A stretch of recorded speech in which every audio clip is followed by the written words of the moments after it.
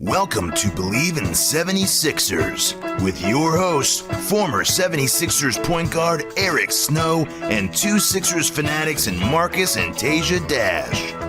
Bleav In 76ers is presented by BetOnline.AG. BetOnline is your number one source for all your sports betting needs. Get the latest odds, lines, and matchup reports for baseball, boxing, golf, and more. BetOnline continues to be the fastest and easiest way to place your wagers, including live betting and your favorite casino and card games available to play right from your phone. Head to the website or use your mobile device to sign up today and get in on the action. Remember to use promo code BLEAV for your 50% welcome bonus on your first deposit. BetOnline, where the game starts. Hey guys, welcome back to another episode of Bleav In 76ers podcast. I'm Marcus Dash here with legendary 76ers point guard Eric Snow and my brother Teja Dash. Guys, we said it was going to be an easy stretch coming up here. 2 straight wins and looking for 4 more coming up here soon. Well, we didn't exactly say it was going to be an easy stretch. We said we would be disappointed if we didn't win most of the games, if not all. Yes. That's true. Got to make, you got to be clear. Like we don't want to say easy. We are playing professional teams. Yeah, nothing's easy. Nothing's easy. Who would have thought so far halfway through it, though, or about halfway through it, that the first Washington game was the closest one? That doesn't surprise me. I mean, I think I know in my history of playing in Washington, D.C., it wasn't a lot of blowouts. I believe I've won the majority of my games there, but I don't think it was a lot of blowouts. Yeah. That city gets some guys. Some guys kind of, I don't know how it is now, but back in the day, they used to kick it there. That was the kick it time. A sneaky kick it time. So it's a good time in DC. We know what to do in the DMV area. Yeah. Yeah. That was the one I watched. Yeah. So it was, Did you spend much time in the DMV area? Yeah, I like it. I like the area. Yeah, Carrie's from that area, so I spend a lot of time. Oh, is she really? Yeah. Oh, wow. Annapolis. Oh, okay. Yeah, it's close. Yeah, I know. We have a friend who actually, he's like friends, like a couple like bar and club owners in DC. But Steven Adams, who has no connection to the DC area, but apparently he spends like most of his summers in DC, which I thought was pretty funny. Yeah, he's a big fan. And then we go to Detroit. Yeah, I like it. I like it a lot. She worked in the city, so I would spend a lot of time in the city because of that. So, but even actually before we even met, that was like one of my favorite cities to visit. Oh wow! We spent a lot of time there when I played for the Cavs. We played them 3 straight years in the first round. Oh yeah. So then that's when you kind of go there, and then all of a sudden, I played in the Eastern Conference, and I lived in Philly, so it was a quick train ride, and with AI being, with it being a big deal when AI went there, so it was always. And I had some really good friends that lived there, 2 good friends, so I always kind of went to nice restaurants, went and visited different places, so I was able to do more there. Really experience the playoff series. Yeah, that kind of extended it because that's 3 consecutive years that you're there for. Usually it's an in and out. Now all of a sudden you go there and you play in the playoffs. You're there for, anywhere from 4 to 8 nights in the spring, and as weather started getting a little warmer. So it was a little different experience, and we got to spend some more time there. I enjoy it. I like it a lot. That's cool. Then Chicago was sort of my 2 favorite cities to visit. Yeah, I like Chicago. Chicago's a cool city. Yeah. I know, like when I was living in Lansing for a little bit, I remember a lot of people in Lansing were saying like Chicago is like the second home for a lot of the Michigan Staters and a lot of the mid-Michigan people. Like they love moving out to Chicago. It's like the home away from home for a lot of the mid-Michiganders. Oh, it's tons of Michigan State people in Chicago. Yep, like tons. Yeah, I had friends that one out there afterwards. Outside of Detroit. It may not be closer than some of those major cities like Cleveland or Columbus, but it's out of the top 10 major cities, it's the closest one. and it's a lot of people from Chicago that go to Michigan State. Yep. So then Chicago was a big hub for hiring Michigan State students as well. Mm-hmm. So that's how I know a lot of people that I know that live there, that I went to school with. Almost all of them went there because of a job. Yeah. And it's got that small town feel to it for such a big city, right? So people that are from the small towns in Michigan, it didn't feel like so, enormous. Yeah, I mean, it's a Midwestern. It's a Midwest. It's a huge city, but it's still a Midwestern city. So the style of life, is similar in some ways to almost all the other Midwestern cities. It's just a bigger city. Yeah. I just couldn't do that cold for that long, and that's too frigid for me. Couldn't do it. Yeah, I mean, when you I'm from Ohio and went to school in Michigan, so it's all the same to me. You know what I'm saying? Good. Yeah, you're good. To there, some people, that's all they know. They've only lived in those places. Yeah. Yeah. We used to get off for a school because 3 or 4 inches of snow, and my buddy who was from that area would be like, "Dude, we could have quadruple this, and you would not get off for snow. You would there's no getting off for snow in Michigan. You don't get out for that." Yeah. Yeah. If the buses could come get you, and they felt like you could walk to school, they weren't closing it.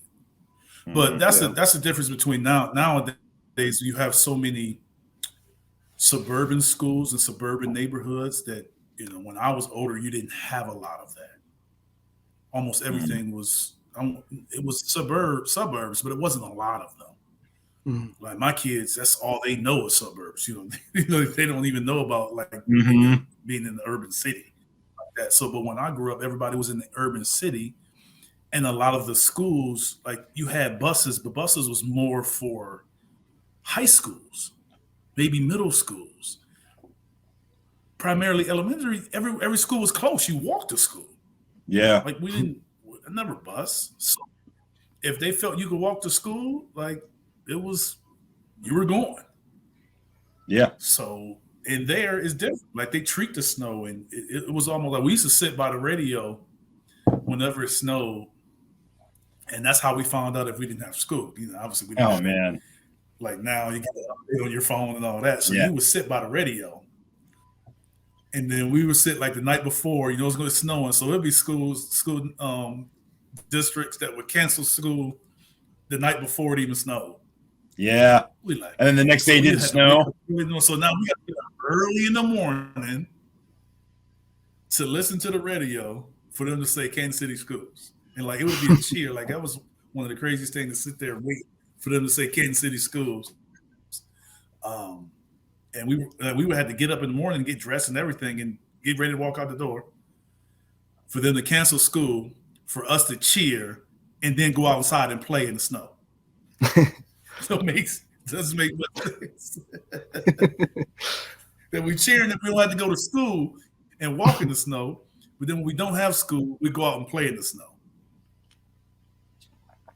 We used to listen to the county broadcast local channel, and it would just be the school lunch lists and stuff like that, and then it would also have the bottom ticker of this if it was closed. You just have that on in the background. You're like, come on, no updates yet? What are you kidding me? That was great. That was a good feeling. No, they had that for our local stations, ABC, NBC, CBS, all that. All Cleveland stations. Okay. So they would have that, but it would all be the Cleveland areas. They wouldn't put it would name across the board which ones are open, which ones are closed on that ticker. Yes. Okay. Yes. So we had to do the radio because they didn't do. They might have did Akron then. I'm not sure if they did. I'm not even sure if they even did Akron back then. They might have did the Akron schools. Wow. But they didn't do us. Yeah, I remember when I was working in Michigan, obviously being a DMV guy, we don't get as much snow as we did in Lansing. But when I was working there and I had to cover the local news stories when it snowed, it would snow every day. And so I'd have to do these live newscasts. I would go on and talk about the weather, how people were experiencing it.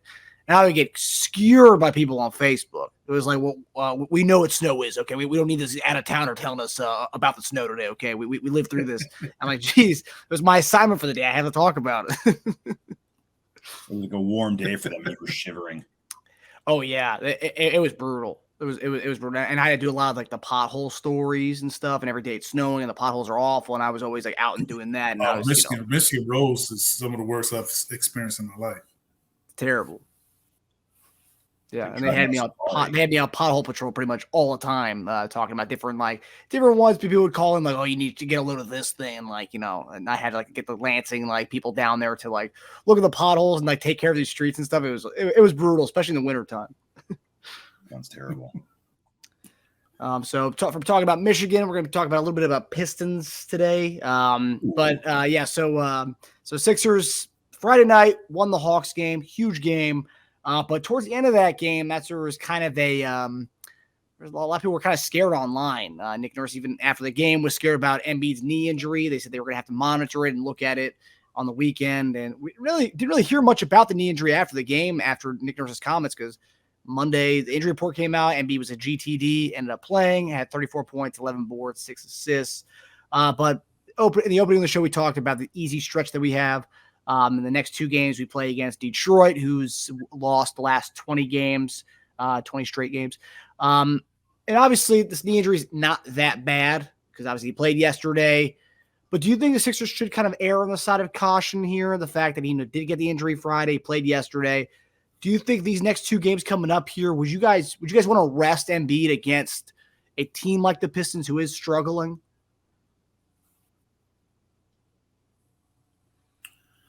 I would say rest him if it's something that's continuing to just, disrupt his flow. If it's not disrupting his flow, I wouldn't take him out. I would maybe cut his minutes or do something different. But if he's able to play, I would advise him to keep playing. So the way you kind of handle that is you go out and take care of business like you did the last game, and he sits down. He doesn't play as much. But I'm not for sitting the guy down just to sit him down if he can truly play. If he can truly play, let's be serious about him. Let's go win games and keep getting better as a group. So you're not a load management guy, huh? I'm a low. I mean, I guess we're all in instance load management. I'm just not a load management guy that sit people for no reason, other than just, hey, we're just gonna sit you down. For just general precaution. If a guy has a lingering issue, that's why I said if this is something that's lingering, he's getting around the clock therapy and it's not getting better. It's not getting worse, but it's just not getting better. Then yes, I get it. But if it's just, you know what? Hey, we play Detroit. Go ahead and sit out. That's what I don't like. You end up in Detroit in their streak on you. That would not be good. Yes. To be the team that Detroit beats to end that streak. Yeah. Yeah, this is one of the easier stretches. Easier, not easy. I'd say, man, I disagree a little bit just because we say that now and then come the playoffs when he looks a little drained. We're going to say, man, I wish we sat him out in more easy games like Detroit, back-to-backs. Whenever I think of Embiid now, I don't think of him in the moment. I think of him in the playoffs. That's what I think now. I don't even think of him as December Embiid. I'm thinking of late season, May, June Embiid. We got Detroit, Charlotte, Chicago. Man, I'd sit him in the first game against Detroit and Charlotte. I mean, I would even consider him going multiple games. I don't even know if we'll need him against those teams. Charlotte without Ball, They have games where they get hot and then they can just beat you, but I think that could happen even with Embiid if they just get ridiculously hot that game. Yeah, I mean, Charlotte's a sneaky team to watch out for because they have beaten teams and especially at home, they can get hot and they got some guys that can play. It's just collectively they're struggling, but individually they got some time. Yep.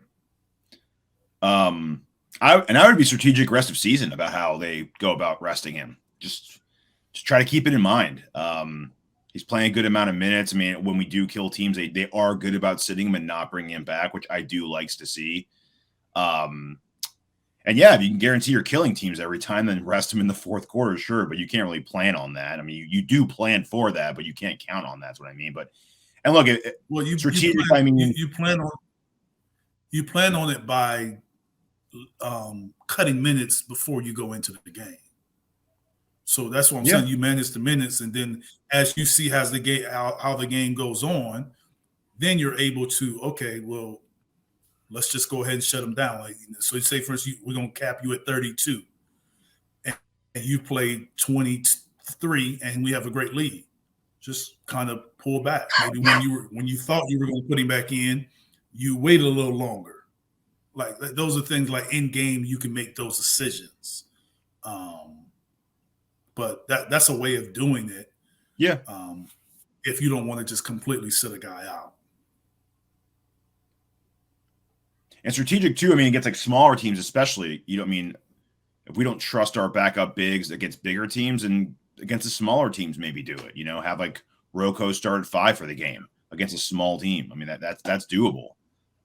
We have the depth now, so that's one of the perks of having the kind of team we have. You can maybe do that and not feel like you're completely lost without Joel. But yeah, I mean, I'm as a fan, obviously, I like to go watch a guy play, and I want fans who are paying for tickets to be able to see Joel, because that's pretty much what they're paying to see, especially a Detroit team. Like most of those people in that stand and the audience, they're not paying to see their team lose another game. They're probably paying to see Joel at that point. So that sucks for them. They're not seeing that.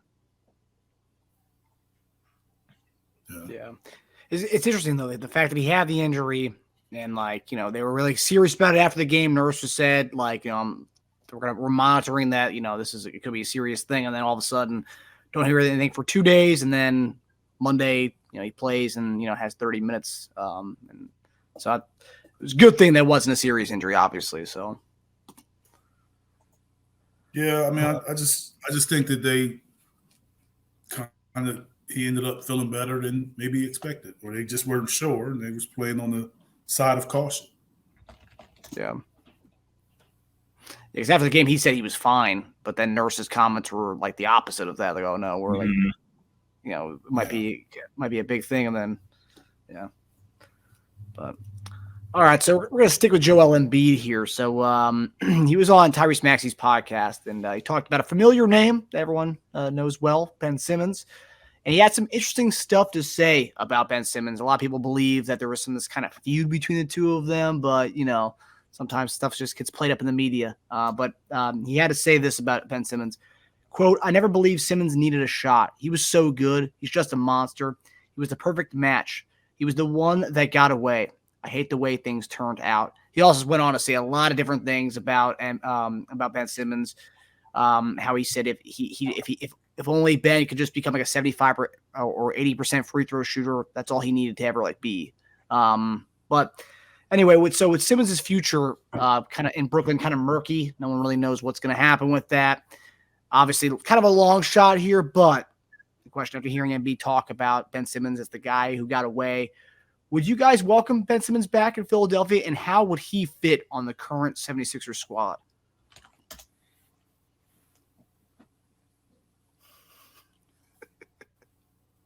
Oh, you want me to go first? You want me to go first? No, I'll go. I mean, I don't have any issue with Ben coming back.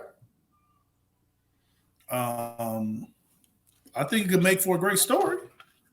Obviously, if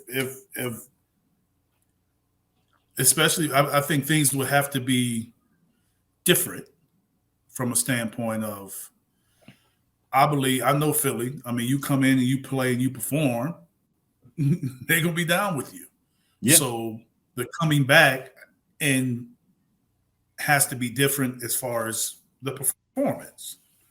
And not even necessarily with the not shooting threes. I think people have come to kind of accept that that's who he is. But if you have a guy that's coming and he's producing and he's playing hard, may struggle to free throw line, but I think it could work. I still think it could fit. He fits. But you would have to kind of see the best way you could work it, because he's not sort of the piece of the pie that you thought that he was initially, where he was sort of the guy where you was like, oh, this is a part of our championship making team. So now to bring him back and fit him in, that would look different. So the question is, how would that look? Now, how would he play? Would you give him the ball? Would you have him play power forward? Like that's where I was sort of like, no, kind of. I think it would be fine to do it, but ultimately I would have to look and see how what the vision is. Like how would you play him going forward? I can't believe that was once a topic. Whose team, you used to see this on morning shows all the time. Whose team is this, Simmons or Embiid's? Lots changed. Lots changed since then. Yeah. So I always said I never gave a crap about Ben's 3-point shot. I didn't expect it, didn't care about it. I didn't see the obsession with it. I just wanted, like Joel says, I didn't even say that high. I wouldn't even say 80%. I wanted like 70 to 75 max. 70, 75, you get defenses off your back trying to do the hack of Ben. If you're a consistent 70 to 75, that's when teams back off in that regard. It keeps them attacking, like Joel said. And all I wanted was a little like go-to move in the paint, a little baby hook that he would do. Just a couple paint shots. I don't need threes. I don't even need outside of the paint. Just give me a couple of running, quick stop, little flick. That's all you need to do. And he started to do it a little bit, and then he just got away from it. And obviously, the whole thing went off the rails. But he, as far as a player, he provided everything to what you need on a winning team, right? And I actually think if the Fultz experiment didn't become an utter disaster, he might still be on this team right now. But we lost a key scoring part of a team, a young piece that needed to kind of fill in the gaps of what he didn't provide. And when we lost that, we needed him to kind of be like, to step up and be something that, again, I don't think he was going to be, which is like a 20 to 25 point score. I don't think he was. I mean, I think we know now that that's just not him, right? He is what he is. He is who he is, right? Now, what makes it a shame is that Maxey in a lot of ways has become what Fultz was supposed to be. So if you had Simmons, and I think then we kind of talked about that, it sucks because it would have been nice to have you with him. I think they're a great fit, those two. It takes some pressure off Maxey to be the only primary ball handler on the team, bringing the ball up. Simmons can do that in a pinch. It would kind of just put Simmons in a different role for what we need him to be. We don't need him to be the sole passer and the guy creating. He could just be the off, part-time guard, kind of like the way Pippen used to take the ball up sometimes. Pippen wasn't the point guard, but when we didn't have a lot of when the Bulls didn't have a lot of ball handlers, Pippen in a pinch would just, bring the ball up and start the offense. That's what I think more Simmons would become if he were to play on this team again. I think this is for Eric. I think he's a little overpaid for the output that he now gives, because I think we paid him to become LeBron. He didn't become LeBron. So like that's a discrepancy. Like that is a major, and there's a reason why they would be giving him away, Eric, is because they're paying him a lot of money that they're not getting. They're not seeing the returns of that. They're just not. It's like paying. It's like saying you paid for a highest level Porsche. Oh, but the engine's kind of messed up, so now it runs more like a C-class Mercedes. Well, I didn't pay for a C-class Mercedes. I paid for a friggin' high-level Porsche. Like, that's what I paid for, and I want that engine. That engine doesn't run like that, though. The engine runs a little lower than that. Well, that's the problem, right?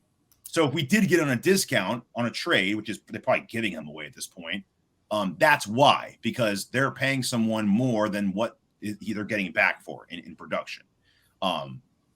Now, if they said we want him gone so bad, that contract gone so bad because we just don't like it, and you give us your treasure trove of every asset you collected from the Clippers, and we'll give you Mikal Bridges, I'd like scrounge together what I can get to pick him up from the limo from Brooklyn and drive their asses down to Philadelphia.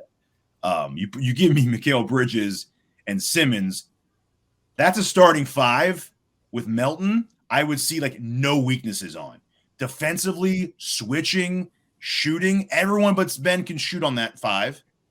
Ben could just kind of roam, do whatever the hell he wants at that point. We'd have three other, because Melton's a good defender himself too. The only weak link on defense would pretty much be Maxey. And Maxey's not a bad defender, he's just not a great defender. But everyone else can lock down and play D. 4 shooters, big men, passing, like no weak spot. Nets I don't think would do that because Bridges is their. So the salary won't matter then. Absolutely, I would take it for Bridges. I'd eat it. Because Bridges is on a great contract for what he gives you, so it kind of evens out, right? You're getting like a bona fide like star who could be like the Anunoby that everyone wants, and then some. And he was already locked into a contract for I think another 3 years or something. At that point, yeah, we have to trade Harris in that deal because we're taking on I think 70 or 80 million there. So yeah, I mean Harris would have to be gone. But at that point, absolutely. You guys would obviously do that, right? Mikal and Ben for stuff. Hey, don't put words in our mouth. That's what you said. Yeah, I would do that, obviously, but I mean, I'm only talking about the question was the topic was only about Ben specific. No, I know. I don't know. You don't know? You wouldn't? Come on. Yeah, Eric, come on, man. Mikal Bridges? What about him? That's not worth it to take on Ben? I didn't say it's not worth it, but I just said you got to know what all we giving up. I said I don't know. All of our picks that we can give up. I don't know about that. Really? Well, it is a lot. I mean, it's a lot. But, I don't know if Mikal Bridges is the guy to give all that up for. Because that's essentially what you're giving it up for. Yeah. It's one guy. Yeah. I don't know about that. I like Mikal. I just don't know if he's that. So like the Clippers picks, the pick swap. That's what you would do in division to a division rival that's going to use those same picks and come down your throat in a few years. Yeah. Yeah. I don't know. I would see that the only way that would happen because the Clippers the Nets would be like, why are we giving you? If you consider us to be one piece away from winning the championship and Mikal was that guy that kind of fits that role, I can understand it. But if you're saying he's the one piece and then you're giving up one of the pieces that you have, I don't know how that necessarily – and you gave up all of the assets that you accumulated. I don't know. I would have to see the totality of You'd also be getting back Ben. You'd also be getting back Ben in that deal. Yeah, I understand, but that's why I said I would have to see the whole deal. But I get what you're saying. The Mikal does fit. But I don't know about that part. But Ben, like I said, I'm open to it, but I just think it's some defining of roles and how he's going to play and all of that would kind of dictate ultimately how you feel about it. And he has to play. I think that's sort of the thing. He has to play. Yeah, I know. Back injuries, man. That's no joke. So if you're there and you're not playing, it's sort of the same old thing. To me, that'll make it not better. I don't want to say worse, but I'm saying not better. Yeah. Because you're getting him back in name only if he can't play, right? Yeah. How do you think the fan base? How do you think the fan base would take it if we were to get Ben Simmons back? Because I feel like there's a lot of people in the fan base who don't want Ben Simmons back. They feel like they probably think more. It'll be a lot of this. it'll be a lot of disappointed people. But that's why I said it would have to come, and that's why I'm saying he would have to play, because the only way to silence that is for him to play and perform.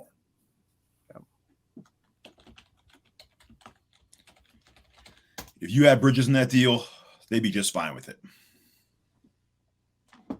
Correcting the Zaire Smith mistake, they'd be just fine with that. Yeah, so I said, like I said, I'm sure they will be fine with it, but not just giving every asset away. I wouldn't be. So, yeah, that'd be hard to swallow. That'd be hard. You'd have two young pieces in Maxey and Bridges, though, for the future. And Ben. Yeah. Ben's still what, like 20, 28? Yeah, he's still pretty young. Yeah. I mean, he's been around forever, but he's still in his like mid to late 20s. Like he's still that. Then you have 5 guys, all 5 your starters. Embiid is like the lone elder statesman at that point. Everyone else is below the age of like 28. Bridges young, Maxey young, Melton young, Simmons young. I mean, yeah, I guess with Simmons returning at this point would be the expectations would be just different from what it was when we first had him. We would have obviously the fans would have just different expectations on him coming back the second stint around, which I think would probably be better for him. He wouldn't have the young prince kind of title anymore. 100%. Yeah. That's what he alluded to as one of the issues in Philly, is that he didn't like having that pressure. Like they were, the moment he got there, like the year, because he was injured, remember the year. So after that, they were like competitive. And then 2 years later, it was like, all right, start winning playoff games. And he just wasn't, he was like, whoa. I'm just like a kid right now. I'm not ready to start leading a championship squad. I mean, but now it is different. Like he's one of like a bunch of guys now. He's not like with Embiid. If Embiid had a good game back then, it was like, all right, Ben, where are you at? But like now it's like we have so many guys that contribute. Ben would just have to do all the little things at that point. All like that, fill in the gaps. Like give us like 12 points. Give me like 8 rebounds. Give me like 6 assists. Lock someone down on defense. And there you go. That's all you need to do, man. He did say last month or 2 months ago where he enjoyed his time in Philadelphia. Mm-hmm. So I mean, it would make for a great story. It would make, that ESPN 30 for 30 in 20 years is going to be damn good based on the whole process era. And if Simmons and Embiid were to come back together in Philadelphia, but it is the city of brotherly love. So it's true. 20 years, yeah, right. That thing's coming out like 2 years after Embiid leaves and retires, man. They don't wait that long for docs anymore, man. You got stories that are coming out about a story that's still happening nowadays. That's true. Yeah. All right, so we're gonna head to our final topic here. So Wednesday night, we will travel to Detroit, take on the Pistons. Like I mentioned earlier, Pistons are on a 20-game losing streak, 20 straight games, and right now we are an 11-point favorite on the road tomorrow night. Who do you guys have in this one, and will we cover the 11 points?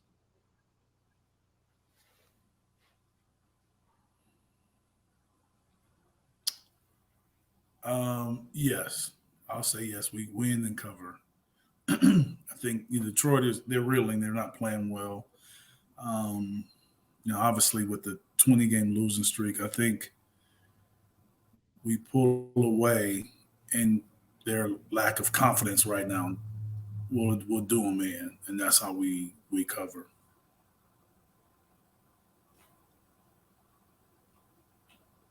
Let me ask you a question, Eric.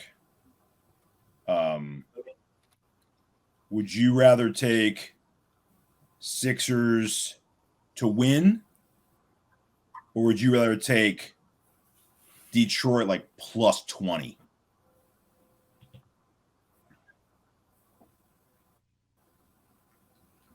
I would take Detroit plus 20. Okay. We're probably going to be around the same odds. That's why I asked that, right, Mark? Like Philly winning's minus 670. I figure buying 9 points would probably be around that. I'd probably be like plus 21 or 22, actually. Okay. Probably around there, yeah. Yes, I think we'll win with or without Joel, because there's a chance he could, be yanked and sat down. 11 points is a lot. I think we cover that. But yeah, I mean, I'm close to Eric on that because, Detroit's got a lot of young guys. They play If they sat out every time they got blown out, that their guys would get no minutes. So they play even when they're starting to get blown out in games. Their young guys keep playing because they need to develop. So they hang around some of those games because of that. But yeah, I think they might keep it below 25, which is about the same as a Sixers win in money line. Yeah, should be a good one. I mean, I think already this year we already have 2 40-point wins. Is that correct? Do we have more than 2 40-point wins? Because we had the Wizards last night, and then the Lakers was one. Yeah, I know the Lakers was 40. Yep. Lakers. Yeah. We only beat Detroit by 8 last time. That was the game where they were being really physical with Embiid. Remember? That's right. That's the game he shot a 3 at the end because that was a tournament game, and he was trying to run up the score, and they got mad. They wanted to fight him after it. So watch out for that going into it. Maybe now they understand the tournament rules, and they're not insulted by it anymore. The rules. Maybe.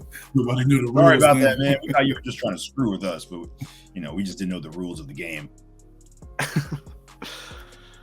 All right, guys. Well, that does it for us. We'll see you guys Friday, and we'll be previewing another Detroit game when we see you guys on Friday. All right, guys. We hope you enjoyed the episode. See you next time. Later on, guys.